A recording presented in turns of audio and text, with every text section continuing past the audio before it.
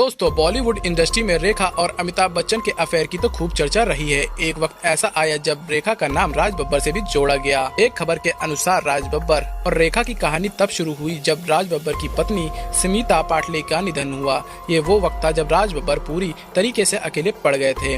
राज बब्बर की पत्नी का निधन 1986 में हुआ था। वो अपने बच्चे को जन्म देते ही दुनिया को अलविदा कह दिया था।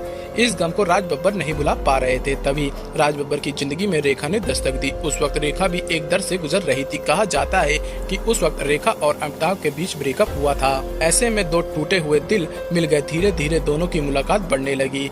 90 के दशक ये जोड़ी काफी ज्यादा चर्चा में आने लगी। स्मिता पाटले राज बब्बर की दूसरी पत्नी थी। वो राज बब्बर ने 1975 में इंदिरा बब्बर से शादी की थी। जब रेखा साथ राज बब्बर के अफेयर की चर्चा शुरू हुई तो रेखा ने उनसे शादी की ये कहा।